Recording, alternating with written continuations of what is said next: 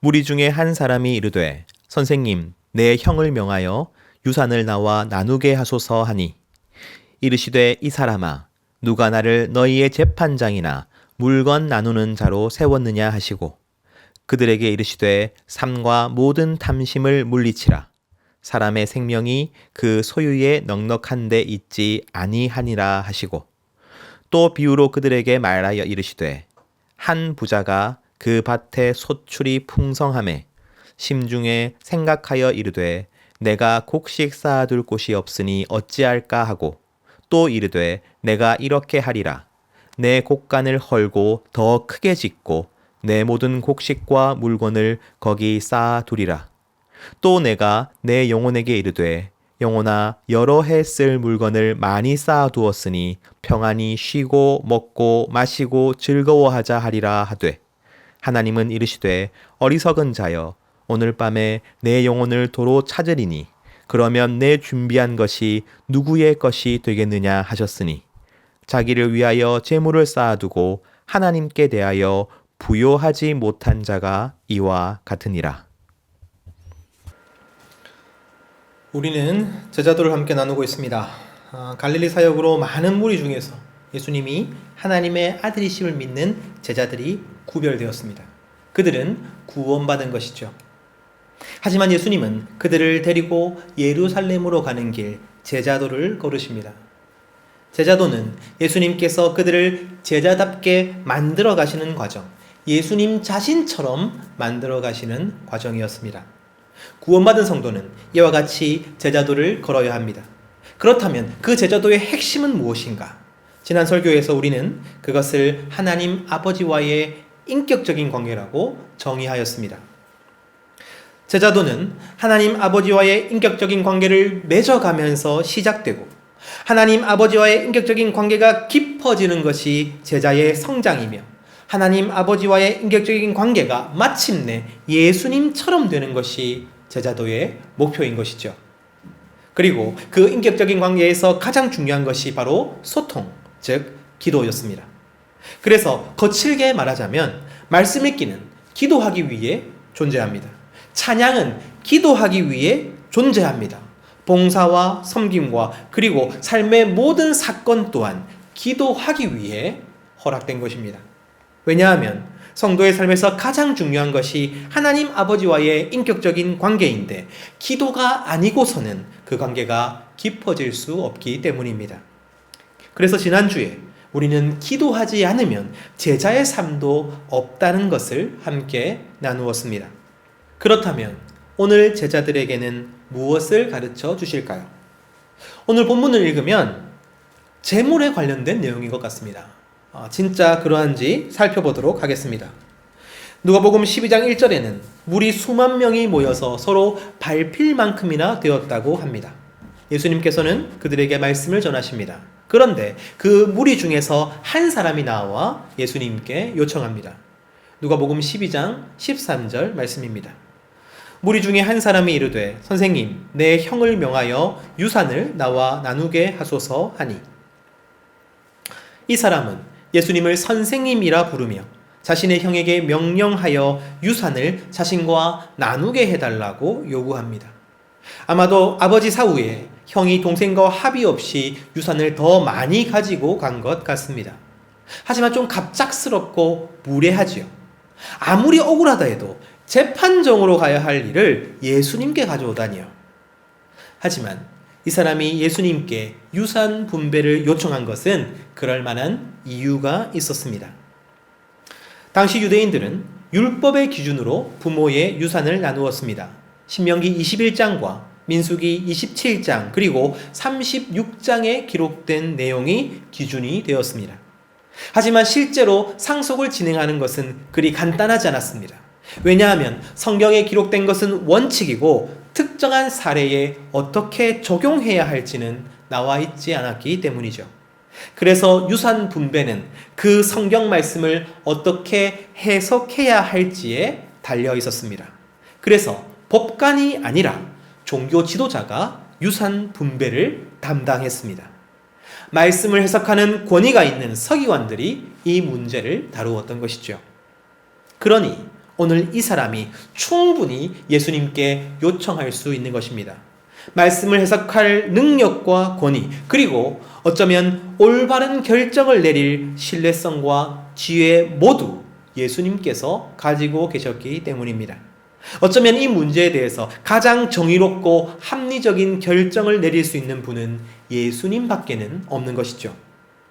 게다가 이 사람의 입장에서는 자신에게 불리한 결정을 내렸던 유대의 종교 지도자들과 대척점에 서 있는 것이 바로 예수님이셨습니다. 예수님은 서기관과 바리새인들을 강하게 비판하셨고 그들의 생각이 잘못되었다고 말씀하신 분이셨습니다. 그래서 예수님이라면 그들과 다른 해석으로 정의를 바로 세워주실 것이라고 기대했던 것이죠. 물론 자기 입장의 정의였지만 말입니다. 하지만 예수님은 그 요청을 듣자마자 너무나도 단호하게 거절하십니다. 누가복음 12장 14절 말씀입니다. 이르시되 이 사람아 누가 나를 너희의 재판장이나 물건 나누는 자로 세웠느냐 하시고, 이번에는 예수님이 좀 너무하신 것이 아닐까요? 자신에게 너무 억울한 일이 생겨 수많은 사람들 앞에 용기를 내어서 요청하였습니다. 그리고 예수님은 충분히 이 문제를 해결해 주실 수 있을 만큼의 권위와 능력과 지혜를 가지고 계십니다. 그렇다면 이 상속이 정의로운지 공정한지를 살펴주시고 이 사람을 도와주실 수도 있지 않았을까요? 그저 말 한마디만 해주시면 되는 것이 아닙니까? 하지만 예수님은 단호하게 거절하십니다. 그 이유가 무엇입니까? 그것은 바로 여기가 제자도의 교실이기 때문입니다. 예수님은 유산 분배 요청을 거절하신 후에 이렇게 말씀하십니다. 모든 탐심을 물리치라.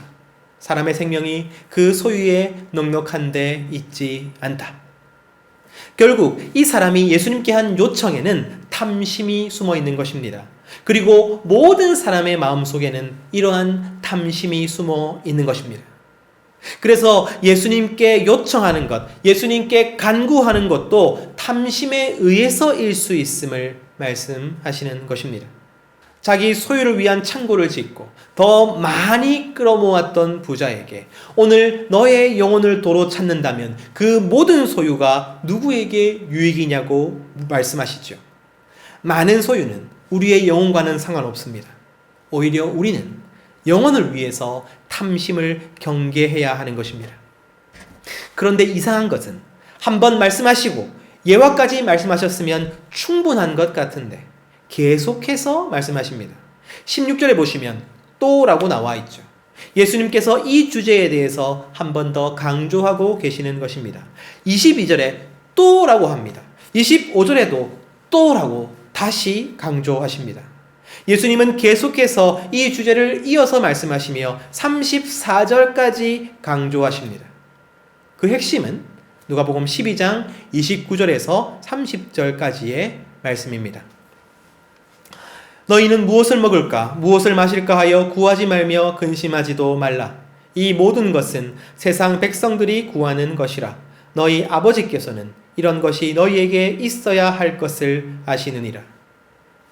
바로 이 말씀이 예수님께서 유산 분배의 요청을 거절하심을 통해 제자들에게 가르쳐 주고자 하셨던 핵심입니다.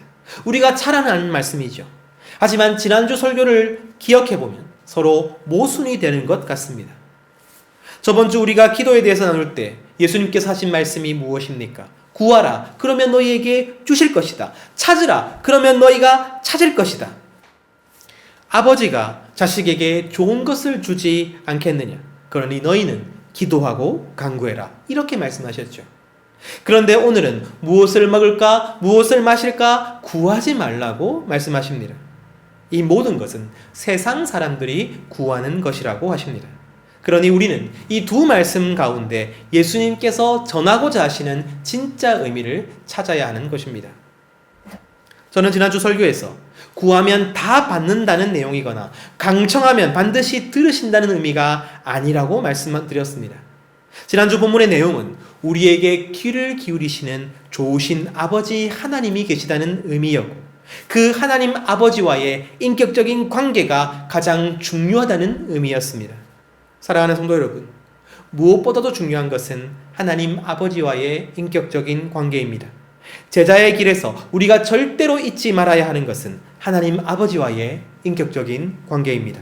말씀도, 찬양도, 봉사도, 기도도, 그리고 우리의 모든 삶 또한 하나님 아버지와의 인격적인 관계를 이루어가는데 사용되어야 하는 것입니다.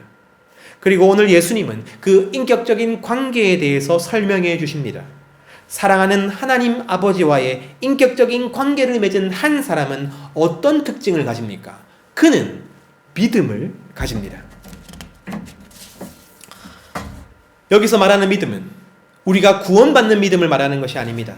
구원받는 믿음이란 베드로의 고백처럼 예수님은 그리스도 하나님의 아들이심을 믿는 것입니다. 구원받는 믿음이란 우리가 잘 알지요. 예수님께서 나를 위해 십자가에 달려 죽으시고 3일 만에 부활하셨습니다. 이 사실을 믿는 믿음입니다. 제가 만들어낸 말인데요. 앞글자만 짜서 죽삼부라고 하였습니다. 정말 그 마음에 이 죽삼부만 믿으면, 예수님이라는 대상에 대한 믿음만 있다면 그는 은혜로 구원을 받는 것입니다. 하지만 우리가 받는 구원은 정적인 상태의 변화가 아닙니다. 구원받은 모든 사람은 이제 제자도를 걸어야 하는 것이지요. 구원받은 다음 내 마음대로 사는 것이 아니라 하나님은 그로 하여금 끊임없이 예수님처럼 되게 만드십니다. 그러니 죽삼부의 믿음은 시작인 것이지요. 거기서 머물러 있으면 안 되는 것이지요. 끊임없이 성장하고 성숙되어야만 하는 것입니다. 만약 그렇지 않으면 믿음이 작은 채로 그냥 남아있게 되는 것입니다. 누가복음 12장 28절 말씀입니다. 오늘 있다가 내일 아궁이에 던져지는 들풀도 하나님이 이렇게 입히시거든 하물며 너희 일까 보냐 믿음이 작은 자들아. 사랑하는 성도 여러분, 이 질책을 오해하지 마십시오. 예수님께서 믿음이 작다고 말씀하시는 것은 너희가 구원을 받지 못한다는 의미가 아닙니다. 크건 작건 믿음만 있다면 구원받으니까요. 하지만 그렇다고 해서 그가 괜찮은 것이 아닙니다. 구원받은 사람은 반드시 제자가 되어야 하는데, 제자의 길을 걸어야만 하는데, 그저 나의 구원받았음에 만족하여 그 자리에 머물러 있다면 바로 그 사람에게 예수님은 믿음이 작은 자라고 질책하시는 것입니다. 제 딸 윤수리는 키가 작습니다. 지난주에 정기검진을 받았는데 키가 하위 3%라고 합니다. 대학병원에 가서 정밀검사를 받아보고 성장 호르몬 주사를 맞아야 할지도 모르겠다라고 의사가 말했습니다. 아내는 걱정이 한가득입니다. 저는 윤슬이가 먹을 것을 잘 먹기 때문에 때가 되면 클 거다. 그리고 아빠 엄마가 작은데 아이가 클 수는 없지 않겠느냐 이렇게 말했습니다. 하지만 걱정은 되죠. 부모는 자녀가 자라지 않는 것처럼 큰 걱정이 없습니다. 그런데 예수님 또한 자신의 자녀, 자신의 제자들이 자라지 않고 그 자리에 머물러 있다면 얼마나 걱정이 되시겠습니까? 그래서 사랑을 담아 질책하시는 것이죠. 믿음이 작은 자들아. 그렇게 예수님은 제자들이 믿음을 가지게 되기를, 더 큰 믿음을 가지게 되기를 원하시는 것입니다. 그렇다면 그 믿음은 어떤 믿음입니까? 누가복음 12장 22절입니다. 또 제자들에게 이르시되 그러므로 내가 너희에게 이르노니 너희 목숨을 위하여 무엇을 먹을까 몸을 위하여 무엇을 입을까 염려하지 말라. 죽삼부의 믿음에서 시작한 우리의 신앙은 계속해서 자라서 성숙한 제자의 믿음에 이르러야 합니다. 그리고 그 믿음은 나의 목숨을 위해 무엇을 먹을까 무엇을 입을까 염려하지 않는 것입니다. 왜냐하면 하나님께서 범사를 주관하셔서 나의 의식주, 나의 삶과 미래를 책임져 주신다는 것을 믿기 때문입니다. 하나님께서 나의 좋은 아버지이시기 때문에 내가 필요한 것들을 이미 잘 아시고 이미 예비하고 계시다는 것을 믿기 때문입니다. 하나님 아버지와의 인격적인 관계 때문에 나는 더 이상 삶에서 염려하지 않습니다. 불안해하지 않습니다. 오히려 하나님 아버지께서 어떻게 나를 먹이실지, 어떻게 나를 입히실지 기대하고 기다리게 됩니다. 왜냐하면 그분은 너무나도 좋은 나의 아버지이시기 때문입니다. 바로 이것이 성장한 믿음입니다. 바로 이것이 제자의 믿음입니다. 무엇보다도 이것은 하나님 아버지와의 인격적인 관계가 있는 성도의 믿음인 것입니다. 사랑하는 성도 여러분, 우리의 모든 삶이 결국 제자의 길인 이유가 여기에 있습니다. 우리의 현실과 동떨어진 믿음은 없습니다. 왜냐하면 예수님께서 말씀하시는 믿음이란 당시의 로마의 압제 가운데서 하루에 2끼도 먹기 힘들었던 고단한 삶 가운데에서 내가 하나님 아버지 때문에 걱정하지 않게 되는 것이기 때문입니다. 예수님께서 말씀하시는 믿음이란 지금 대한민국의 무한 경쟁 사회 가운데 나와 내 가족의 미래를 불안해할 수밖에 없는 현실 가운데에서 하나님 아버지 때문에 근심하지 않게 되는 것이기 때문입니다. 우리가 살아가는 현실은 모든 사람에게 근심 걱정을 안겨줍니다. 그래서 예수님은 세상 사람들이 결국 재물을 우상처럼 받들고 살아간다는 것을 말씀하십니다. 내일을 두려워해서, 그래서 할 수 있는 한 더 많은 것을 소유하기 위해 안간힘을 다하며 살아간다고 말씀하십니다. 하지만 하나님을 믿는다고 해도 만약 그 믿음이 작다면, 그저 죽산부의 믿음에만 머물러 있다면 결국 돈 때문에 걱정, 근심하고 미래 때문에 불안해하고 그래서 더 많은 것을 가지기 위해서 안간힘을 다해 살게 될 것이라고 말씀하십니다. 결국 세상과 똑같이 살게 될 것이라고 말씀하십니다. 하지만 제자의 길을 걷는 성도는 다시 말해 기도를 통해 말씀을 통해서 하나님께서 인도해 주시는 삶의 순간을 통해서 고민하고 묵상하고 연단받은 예수님의 제자들은 하나님께서 나의 아버지가 되신다는 사실을 확신합니다. 그래서 그 아버지께서 내 삶을 책임져 주실 것임을 믿습니다. 결국 그 삶은 내 믿음을 훈련하는 시간이며 지금 내가 겪고 있는 문제들이 그 믿음을 기르는 장소가 된다는 것을 확신합니다. 제자도란 바로 그러한 우리 삶의 현실이며 나로 하여금 인격적인 하나님 아버지를 신뢰하는 그 믿음을 갖게 하는 과정인 것입니다. 사랑하는 성도 여러분, 모든 신앙의 행위가 이와 같습니다. 예를 들어 봅시다. 우리는 지난주에 기도에 대해서 함께 나누었습니다. 기도하는 사람은 대부분 처음에는 필요 때문에 부르짖게 됩니다. 근심과 걱정으로 기도하게 됩니다. 누구나 그렇게 기도를 시작하게 되는 것입니다. 하지만 기도를 계속할 때 우리는 인격적인 하나님을 알게 되고 이해하게 되고 가까워지게 됩니다. 왜냐하면 기도는 하나님 아버지와의 인격적인 소통이기 때문이죠. 그래서 우리로 하여금 나의 아버지 하나님을 인격적으로 믿게 만듭니다. 그 믿음이란 내가 지금 소통하고 있는 주님께서 이미 나의 사정을 다 알고 계시고 나의 상황 가운데 들어오셔서 나와 함께 하고 계시다는 것을 믿게 되는 것입니다. 그래서 내게 무엇이 필요한지를 이미 알고 계신다는 것을 믿는 것입니다. 나의 삶과 미래를 책임져 주신다는 것을 믿게 되는 것입니다. 바로 그것이 인격적인 믿음이죠. 그렇다면 이제 우리는 어떠한 기도를 하게 됩니까? 우리의 필요가 아니라 하나님의 필요를 기도하게 되는 것이죠. 누가복음 12장 31절 말씀입니다. 다만 너희는 그의 나라를 구하라. 그리하면 이런 것들을 너희에게 더하시리라. 하나님 아버지의 인격적인 관계가 깊어지니 하나님 아버지의 관심이 나의 관심이 되고 하나님 아버지의 마음이 내 마음이 되며 하나님 아버지의 고통이 나의 고통이 됩니다. 이것이 자연스러운 일이죠. 누가복음 12장 31절 이 말씀을 우리가 하나님의 일을 하면 하나님께서 우리의 일을 해주신다. 이러한 give and take로 받아들여서는 안 되는 것입니다. 오히려 깊은 사랑의 관계 가운데 상대가 진짜 원하는 것이 무엇인지를 알게 되는 것입니다. 내 삶을 책임져 주시는 하나님 아버지께서 정말로 바라시는 것이 무엇인지를 알게 되는 것입니다. 그래서 하나님의 관심이요 하나님의 목적이신 하나님 나라를 위해서 기도하지 않을 수 없게 되는 것입니다. 믿음이란 하나님 아버지와의 인격적인 관계를 빼놓고서는 그 무엇도 제대로 이해하지 못하게 되는 것입니다. 그러니 사랑하는 성도 여러분, 지금 여러분이 당면한 문제를 가지고 기도하십시오. 배고픔과 목마름, 그리고 염려와 걱정을 가지고 기도하십시오. 하나님께서 반드시 들으실 것이라고 확신하며 기도하십시오. 학업의 문제, 직장의 문제, 가족의 문제, 돈의 문제를 가지고서 기도하십시오. 마치 어린아이처럼 기도하고 또 기도하십시오. 그러할 때 하나님 아버지는 가장 좋은 길을 인도하여 주실 것입니다.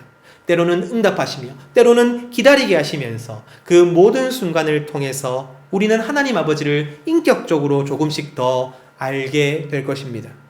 그리고 하나님 아버지와의 인격적인 관계가 깊어지면 깊어질수록 우리의 믿음 또한 성숙되고 성장하고 진보되는 것이지요.